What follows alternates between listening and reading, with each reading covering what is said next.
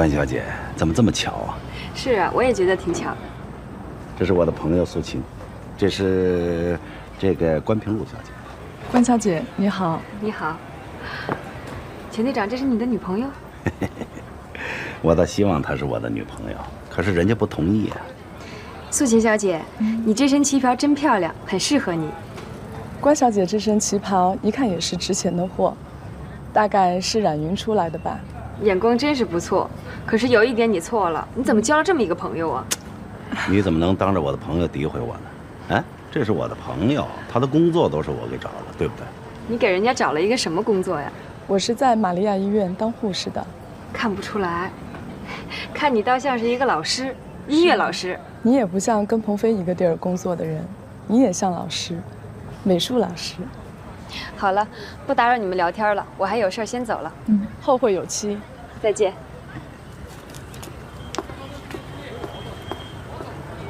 我现在正在密切地关注这位关小姐。为什么呀？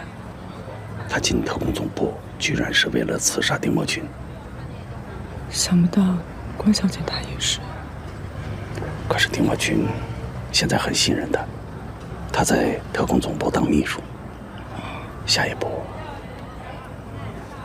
我想发展她，明白吗？我走了，注意安全。小心。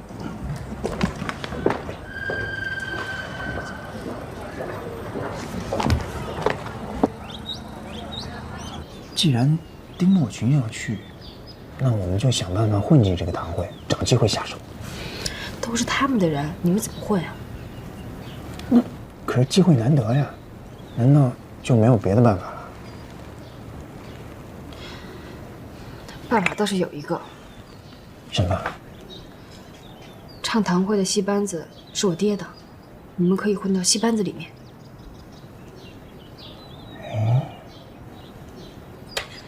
你干什么呀？让人家看见。这是包厢，谁能看见？哎，跟你说正经的啊，就你跟胖子去就行了，别让瞎子去，他眼神不好，胆又小，容易添乱。我也是这么想的。哎，平洛，我又从二鬼子那儿弄了30发子弹，恐怕今天晚上就是丁默群的死期。要千万小心，不能大意了。啊。哎，平洛，他有没有对你做什么？什么？丁默群啊，他有没有？没有。我真想早一天杀了他，这个大色狼迟早都会打你主意的。要不是你坚持，我才不愿意去呢。平洛，我们就快成功了，所以你还得坚持一下。越是要接近成功，我们越要沉得住气，不是吗？谁啊？我啊，老宋啊。啊，这是您要的羊耳馄饨。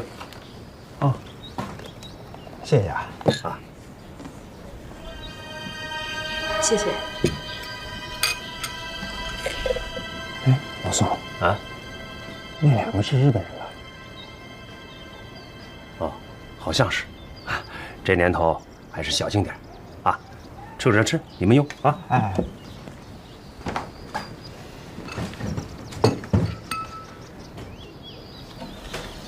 要有把枪，下来就把他杀了。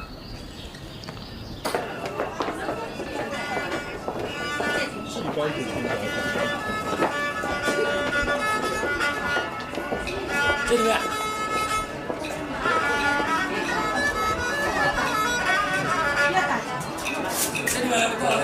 我们先找个地儿把东西放上。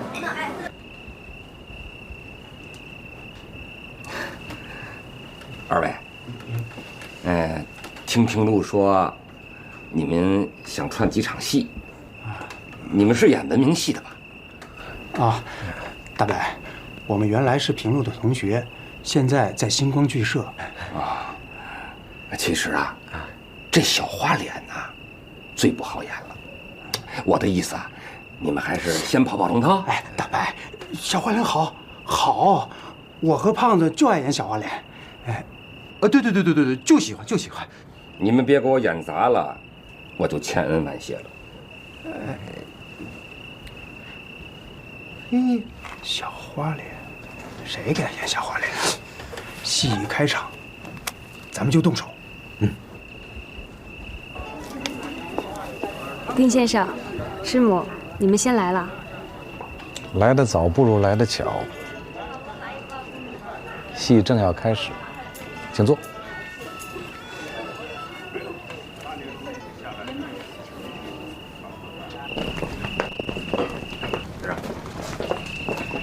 让吴队长派10个人来。哎，是。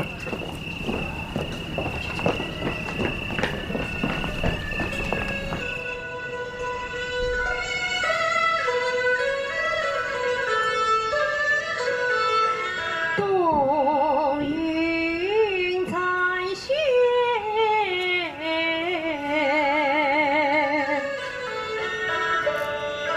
宿藏香。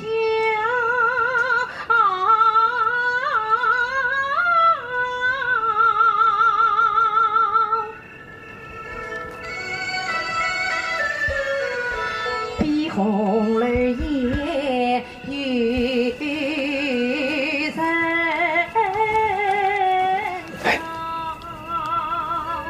等他回来。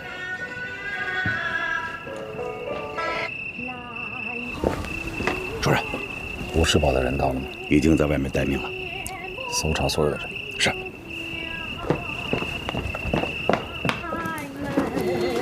都给我听好了，谁也不许动，我们要例行检查。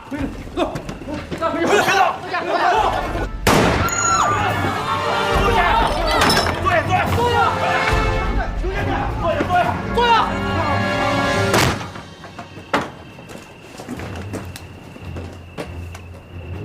出去！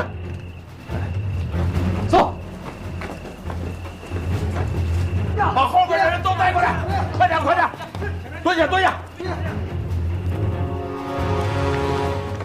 莫群，莫群，你死哪儿去了？莫群，嫂子，主任出去有点事儿，你别喊了。这是怎么回事啊？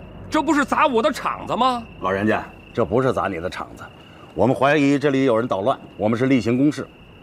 这是什么世道啊？连演个戏都不得安生。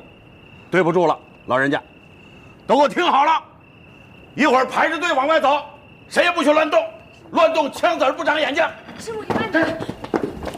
猪啊，你闪开吧！师母啊，师母你别生气。混账！他娘的连猪都不如！排好了队，一个一个往外走，仔细检查，快！真太不像话了！师母，什么呀？你别生气了。好好一出戏让他们给搅和了。是啊，刚才真是太乱了，我真是怕你有危险。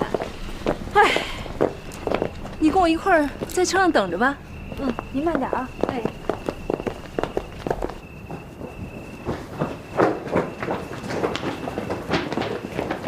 报告主任，没有发现可疑的。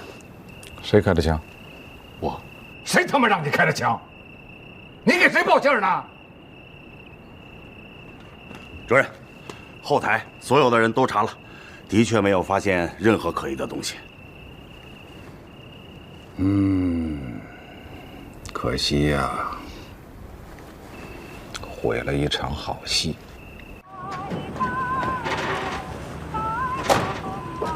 关小姐，请。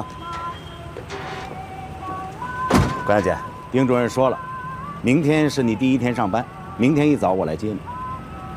谢谢钱队长。不客气，请，关小姐。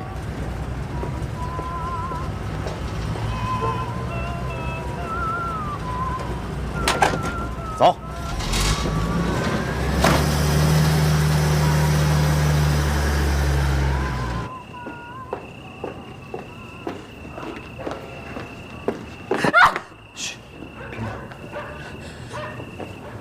你们怎么跑这儿来了？等你啊，枪呢？哪里呢？我回去说。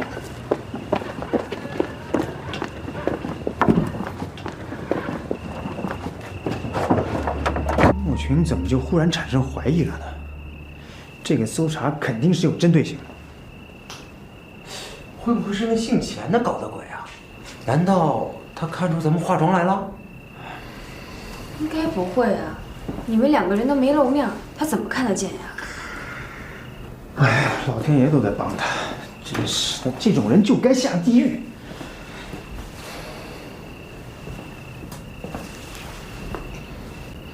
哎，平路，你那儿还有什么情况吗？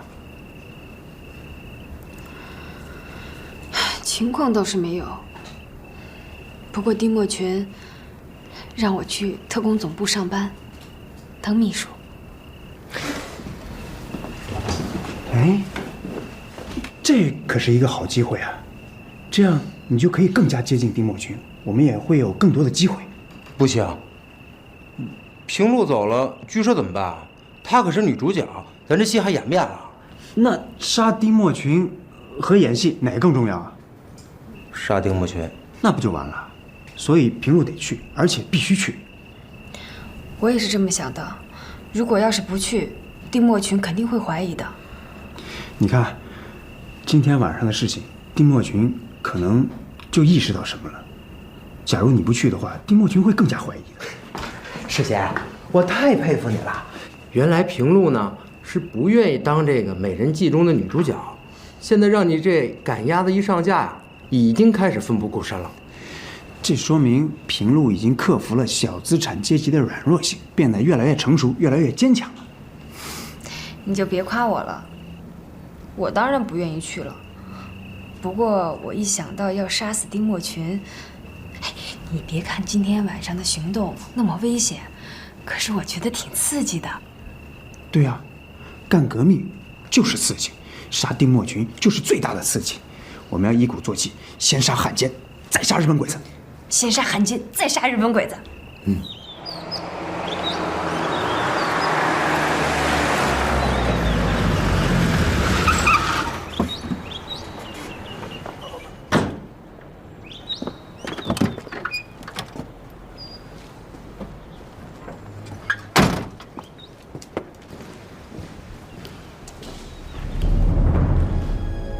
你是来上班的吗？钱队长昨天晚上关照的。进来。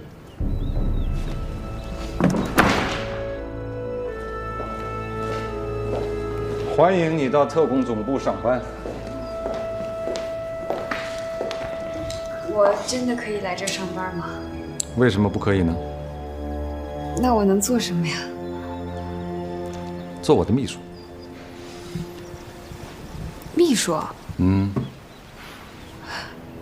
还好，我是打杂的。这里的待遇不错，起码比你们那个剧社要强多了，算是我给你一个金饭碗。鹏飞，以后关小姐就是自己人了。自己人，你先熟悉一下环境，今天晚上就有任务。什么任务啊，丁先生？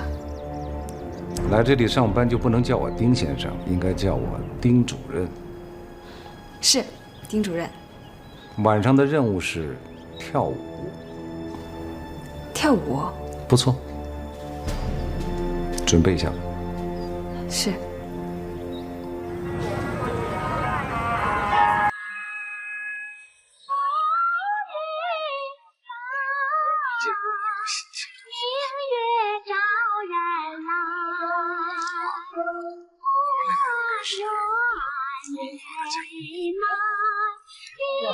是校长啊，不对，是主任。主任是骄傲，我可不是。你不能这么说。我在这个学校待了这么多年，还从来没见过像你这样有才华的女士。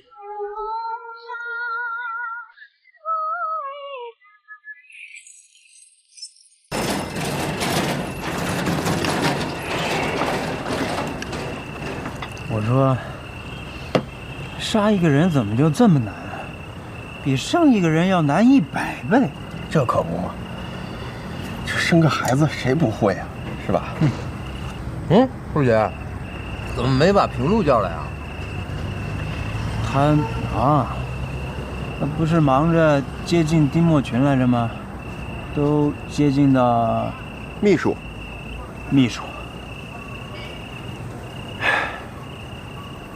来，为平路顺利潜伏。干！干杯！哎呀，好啦，你们别再喝了。师姐，你再喝就要醉了。醉了就醉了呗，我不是死了。到。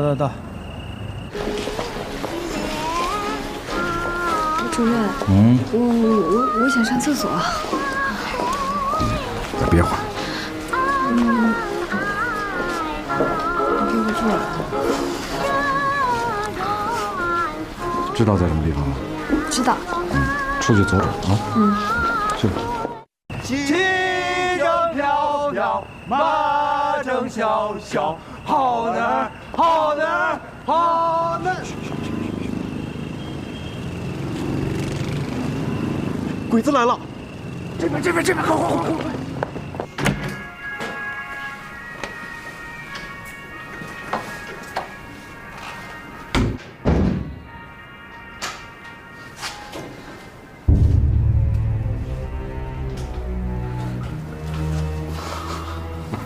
主任，这是女厕所啊？废话，我还不知道这是女厕所。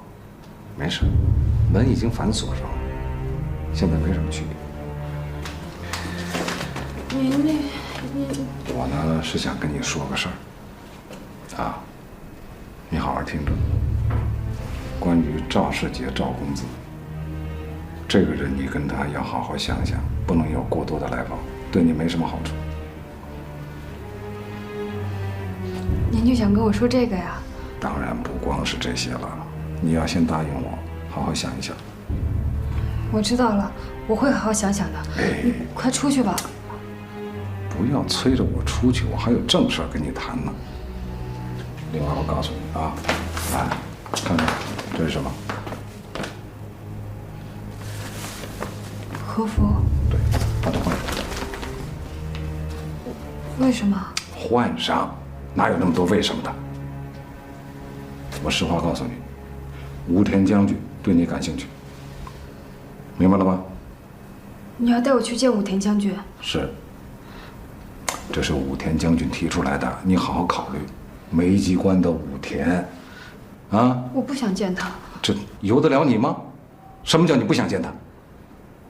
见武田将军，那是你生命当中一件很重要的事儿。你听他的，那就在上海飞黄腾达；你要不听他的，我告诉你，有的你吃苦头。啊，不是，换人。我自己会换啊。你会吗？会。和服这是。我会换，我学过。小姐是要上洗手间吗？在那儿。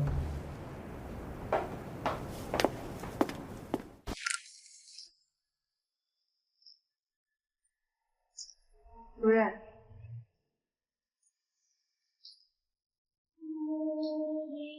关小姐，你不喜欢我们日本人，为什么要穿日本和服？漂亮的衣服，没有人不喜欢。是，关小姐，你很会说话。哎，关小姐，请。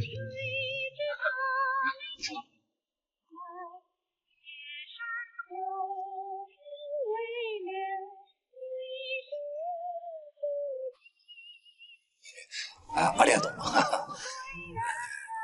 将军，关小姐现在是我们特工总部的秘书，以后我们就是同道中人了。我记得关小姐曾经对我说过，道不同，不相为谋。我也记得将军曾经跟我说过，识时务者为俊杰。关小姐，你能那么说，我很高兴。我也曾经对你说过后会有期，没想到这一天来得这么快。来，为识时务者为俊杰，咱们干一杯！干杯！干杯！为关小姐把和服穿得这么漂亮，干杯！哎，干杯！来，将军，啊，穆将军。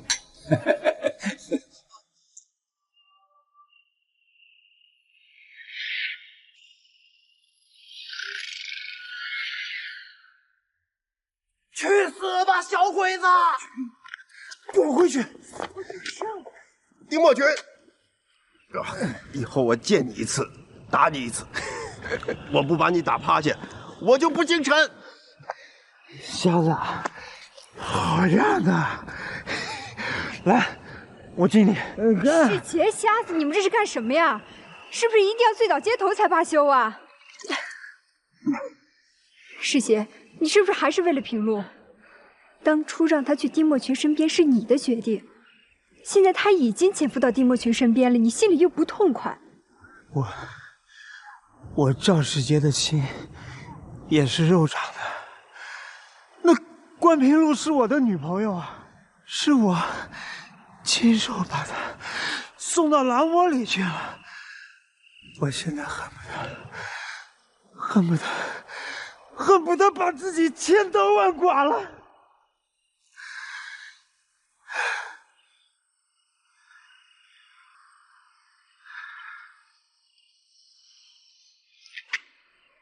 走，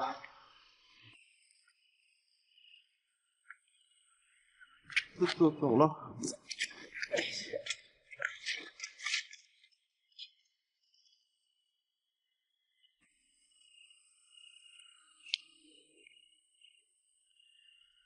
中国文化博大精深，但我觉得中国人一向很自傲。中国有《红楼梦》，但我们日本有《源氏物语》，那可比《红楼梦》早多了。《源氏物语》是世界上第一部长篇小说，是一部很伟大的作品。关小姐不太喜欢日本人，但对日本文学好像很崇敬。如果我说我在读这本书的时候，我感受到了中国古典文学的影子，您会觉得奇怪吗？关小姐高见，我愿意洗耳恭听。其实日本文学和日本文化一样，都受到了中国文学的影响。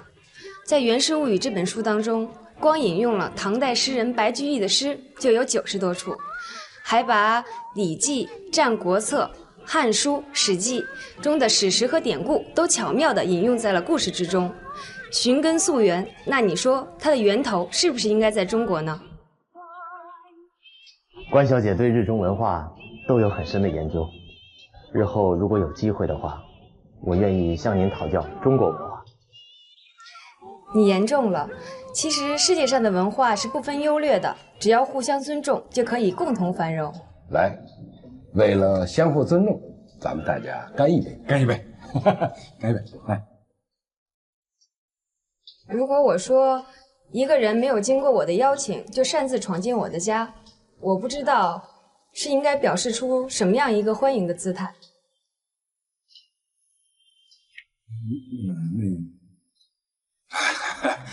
将军，关小姐说的有点多了，您别生气。来，喝一杯。共荣嘛，木村君，来，将军。将军生气了，那我们喝一杯。将军，我说多了，得罪了。对，关小姐，我很欣赏你，因为你说的都是实话。来，干杯！是这样，是这样。来，关小姐，都干了。师姐，明天我们去演说。我演说的题目是少年兴，少年兴，则中国兴。哎，瞎子，你这个是不是抄了梁启超的《少年中国说》？胡说，明明是他抄我的。他抄我的。你看看，你醉的比我还快。太对了，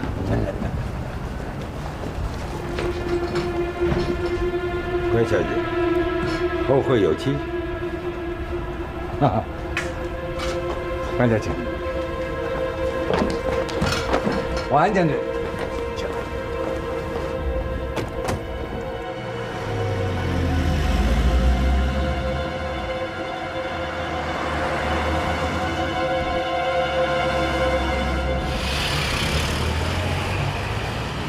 这个女人不简单呐，将军，您对她不放心？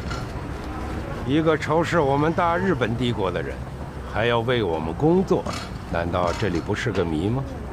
也许，他认为他是替丁默群，也就是他的校长工作，而不是我们。替一条狗工作，跟替狗的主人工作，难道还有什么区别吗？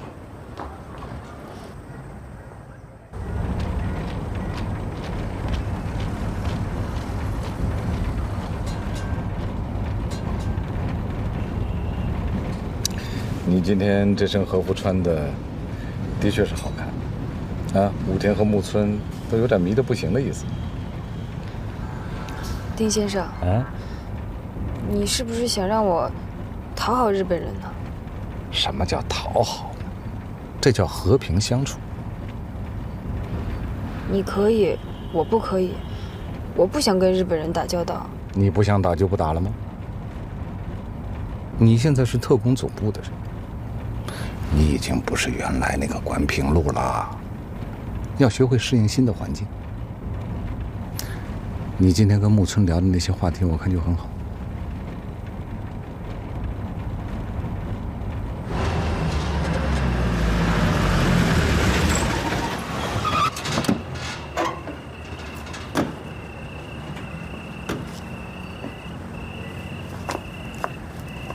我送你进去。不用了，我自己回去就行了。那晚安。晚安。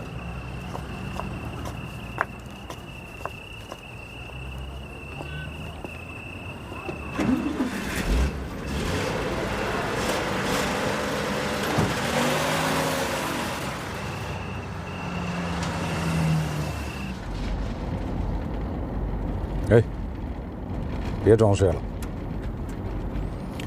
关小姐的那个男朋友怎么样啊？夫人，好像是在谈情说爱吧。你想个办法，请他到特工总部来做做客。我们这有的是空房子。是，主任。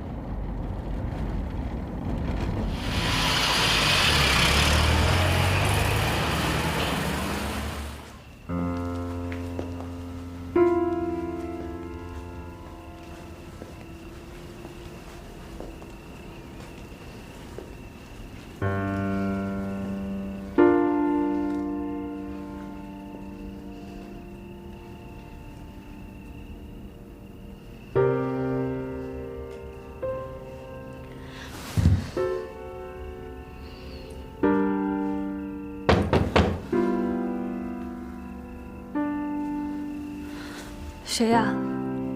我。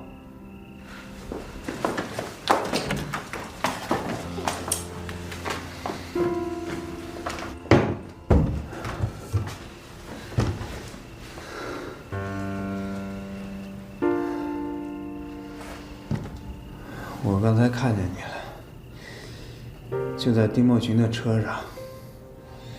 我知道，我也看见你了。我觉得很难受。你在丁默群的身边有说有笑，还穿着这身和服。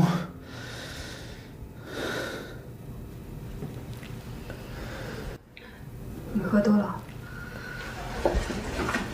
我给你倒杯茶吧。我是喝醉了，我最好醉死了，这样我就不会痛苦了。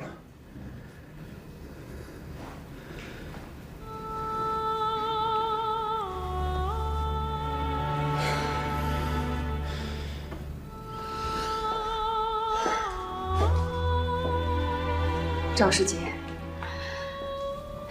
你以为我心里好受吗？我告诉你，我的心都快要乱死了。你觉得这样的一身衣服是应该穿在我的身上吗？我是一个中国人，不是汉奸走狗。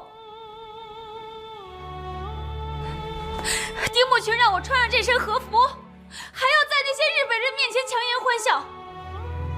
我关平路怎么会变成这个样子？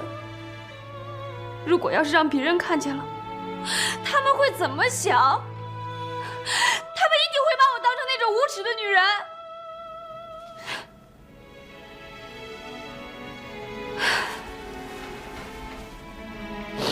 世杰，我不想让你心里那么难过，不然我们就不要干了，离开上海，去延安，去延安也可以革命。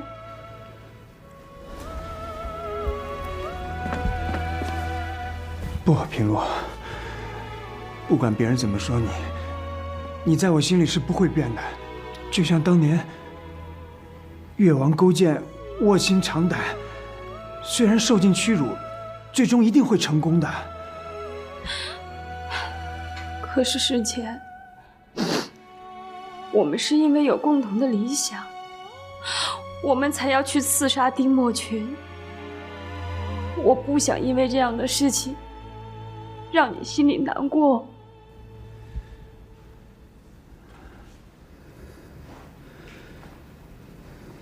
平路，这是一种磨练。你放心，我会挺过去的。我希望你也要挺过去。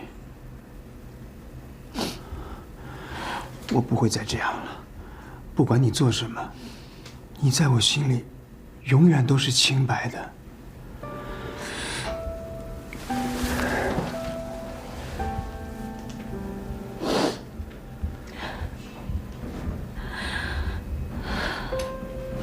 世杰，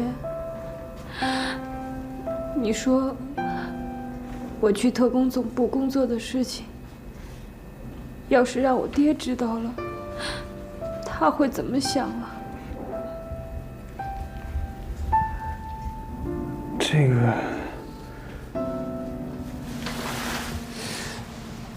个，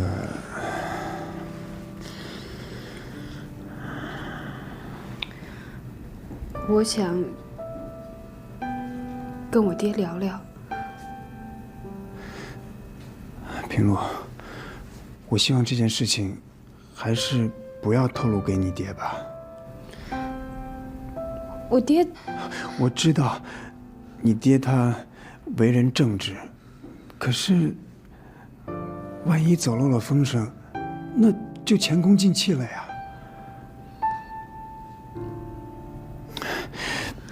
这是逐舰队的纪律，明白了吗？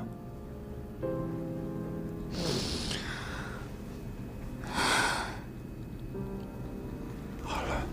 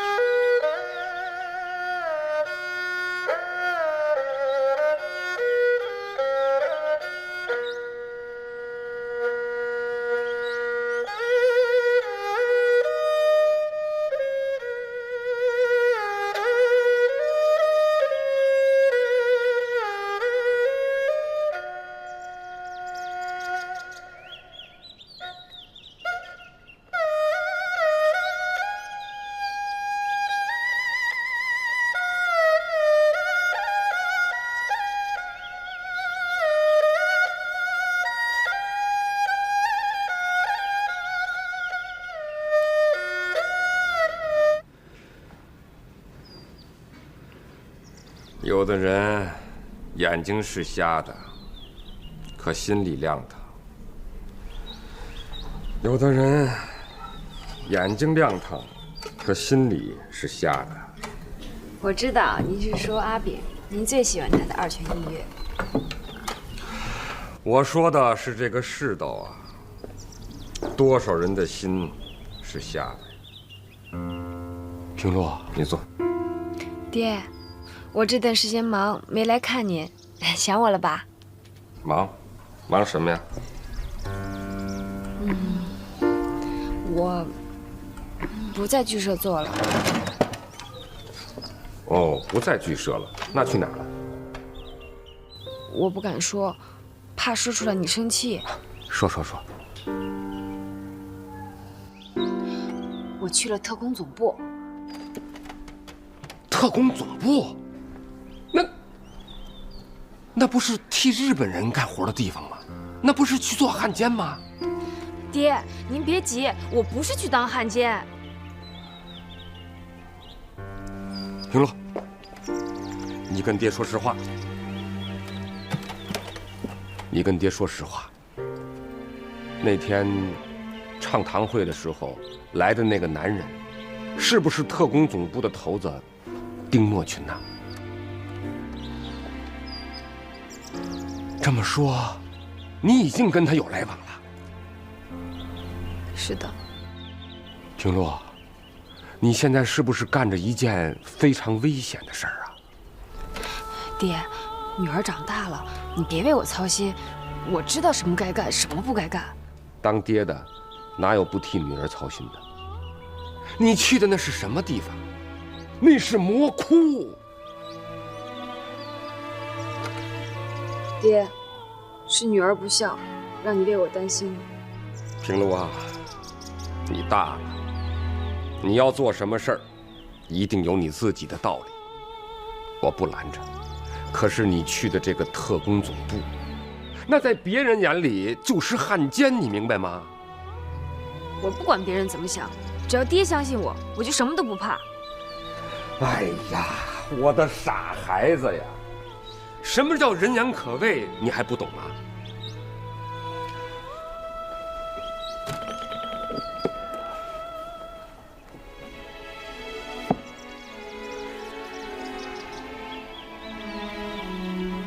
这把扇子，你拿去吧。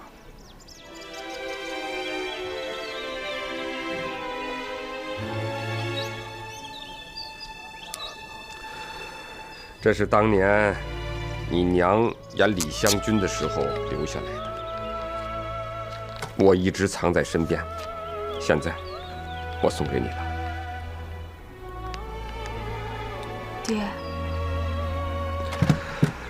李香君呐，那是青楼女子，都知道留得清白之身，血溅桃花，忠心报国。平路，现在是国难当头啊！你要明白，中国人的血是红的。爹，女儿牢记在心了。去吧，去吧。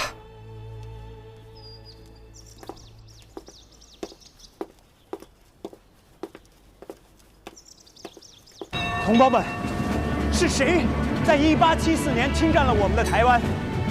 是谁在1931年发动了9·18事变，占领了我们的东三省？又是谁发动了全面侵华战争，掠夺我们大片土地？同胞们，母亲在受到蹂躏，母亲的伤口在流血，我们还有什么理由去听大戏、去喝咖啡？我们应该拿起枪，拿起刀，甚至是一块石头、一把弹弓。中国不能亡！中国不能亡！打倒日本帝国主义！中国不能亡！你干什么？干什么？干什么？你说干什么？你为什么要打人？为什么打人？老子有枪！你有枪就了不起啊？不是我了不起，是特工总部了不起。特工总部的饭是日本人给的，懂吗？站住！站住！快！平路，怎么办呢？平路，怎么办？说不说你啊？同党是谁？我说中国不能亡，有什么不对？你们不是中国人吗？别讲大道理，人和人他娘的就是不一样，懂吗？主任，我想求你件事儿。说。你能放了赵世杰吗？为什么？他是我男朋友。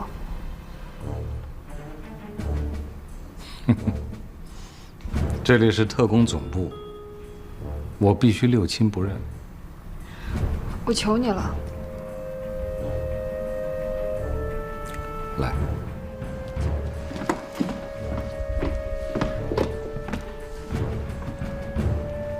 对付抗日分子，我们又一视同仁。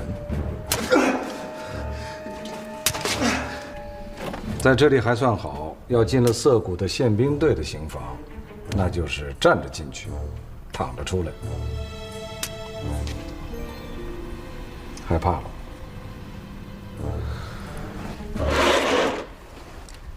恐惧是人类最难战胜的情绪，这我很理解。但是我希望你也能理解我。我是主任，如果我放了人，美机关那里我交代不过去。当然我有办法。这个案子是钱鹏飞办的，赵世杰是你的男朋友，我可以让他把罪名办得轻一点。不就是喊几句口号吗？年轻人谁还没有个冲动的时候？你说对不对？可以吗？嗯，去吧。平路，尽管你是这儿的秘书，那我也得提醒你，以后进这个门，必须要敲门。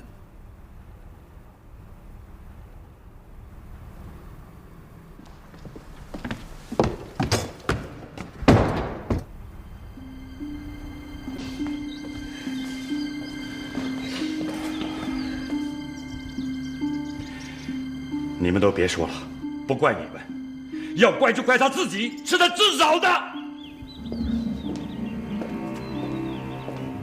平路，怎么样了？丁墨群答应放人了吗？那这可怎么办啊？师姐她肯定会被折磨死的。你先别着急。丁墨群跟我说，让我去找钱鹏飞。赵伯伯，你能和我一起去吗？好，我跟你去。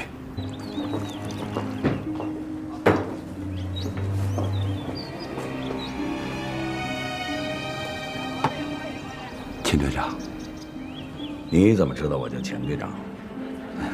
我是听关小姐讲的。关小姐？哪位关小姐？钱队长，我们是诚心找你帮忙，你别摆架子好吗？你看不惯我摆架子，你可以走。别！钱队长，事情是这样的，我是赵世杰的父亲，我那孩子啊年轻不懂事，跟着一帮人去发什么传单，你看这是想请你帮个忙，这是一点烟酒钱。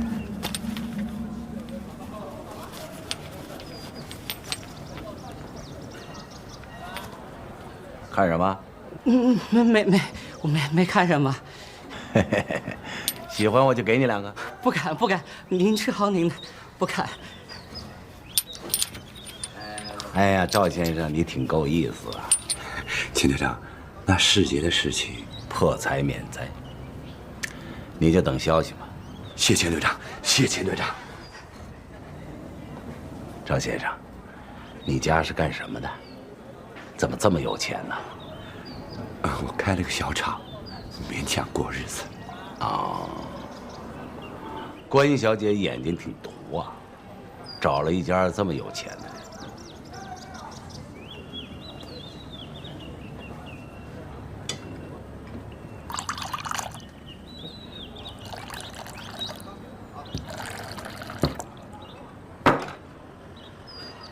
来，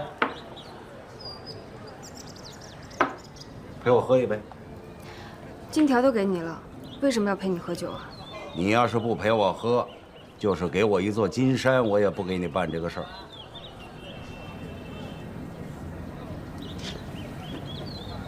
平路，喝。来，钱队长，我替我儿子向你谢罪了。来，干杯！干杯！干杯！来，干！来，过来！来。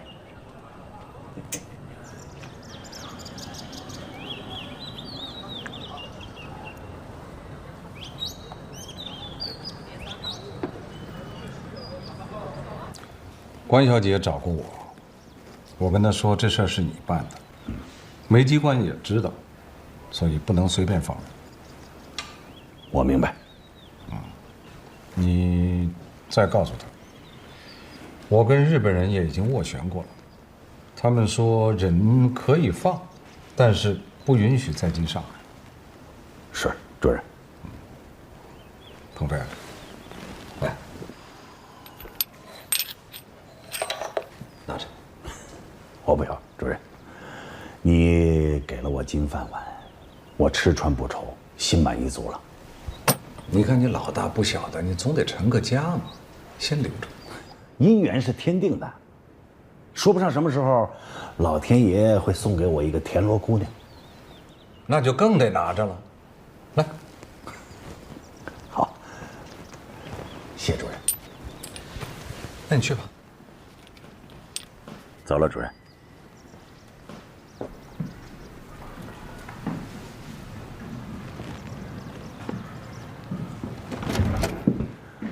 关小姐，钱队长，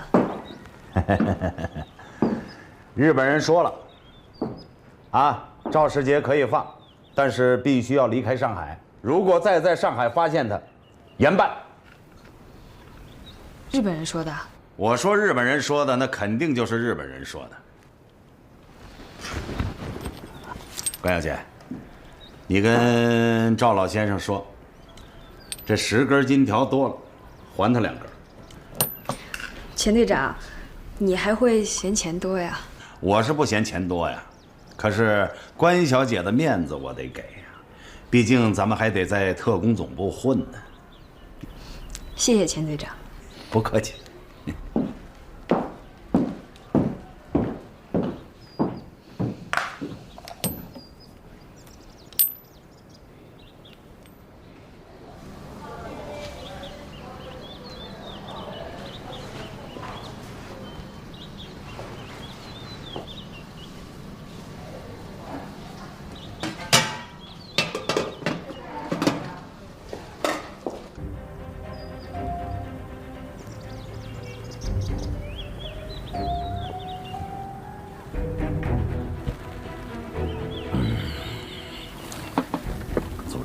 消息吗？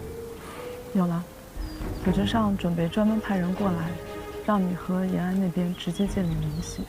你知道这次准备派谁过来吗？谁？尚小兰。上面利用他和陈公博的远亲关系，正在做工作，准备把他从南京调到上海来。好，太好了。表哥，你有好几年没有见到小兰表嫂和你的女儿丹丹了吧？这一下你可如愿了。我想他们，我太想他们了。你呀，先别忙着高兴。我为什么不能高兴？你忘了吗？你那时候为了顺利地打入到丁默群的身边，你可是跟他说过你没有结过婚的。你这哪来的老婆，哪来的女儿呢？这是夫妻见面，生生的不能相认。组织上呢，希望你接受这个考验，千万不要感情用事。这点克制能力我是有的。你向组织汇报，请组织放心。表哥，我能理解你现在的感受。我现在的心情就是高兴。你这句话呢，应该去跟小兰表嫂说去。是。鹏飞同志，组织上决定，这次小兰同志到了以后，依然也是由你领导。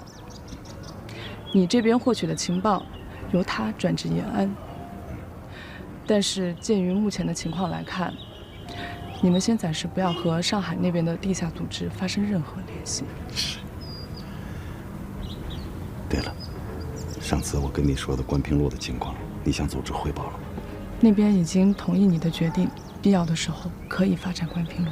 这样我们就有可能接触丁默群和特工总部的秘密情报。如果关平路能和你配合密切的话，那么我们对汪伪的情报工作将会有重大突破。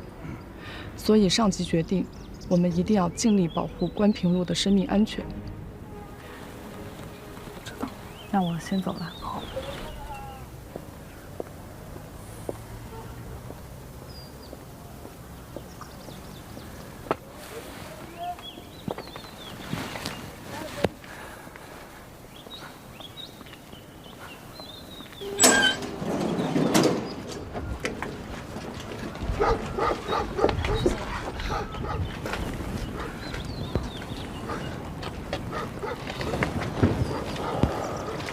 没事吧？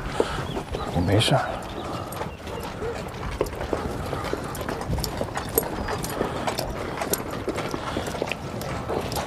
你是怎么把我弄出来的？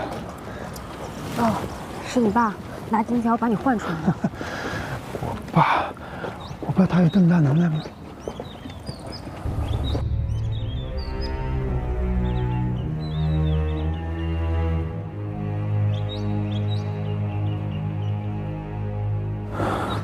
我赵世杰算什么呀？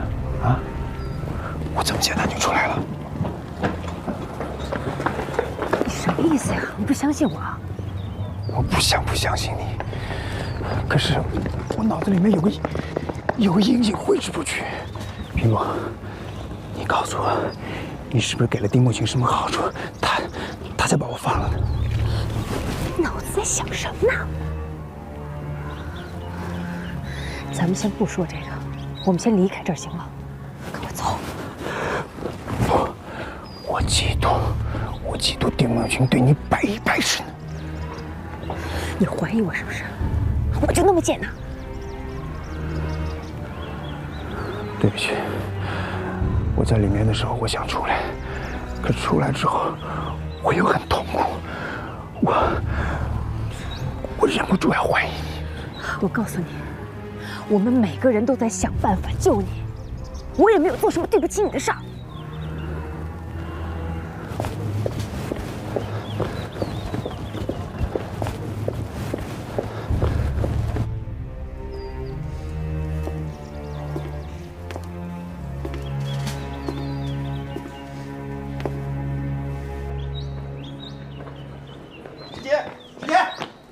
哎，热乎了。师姐，我们都在这儿等你出来呢。有福同享。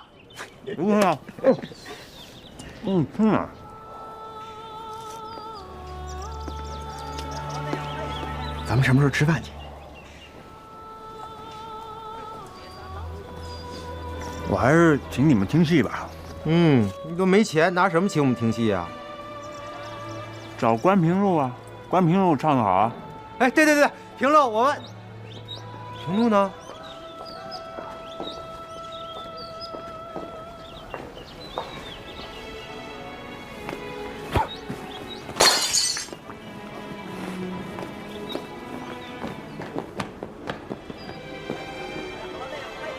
他不唱，我唱。骑正小小马正。姐，你唱的这么厉害，别唱了。你别管我。好儿郎，好儿郎，好儿郎，报国！你别管我。唱了，你是想让他们再把你抓回去吗？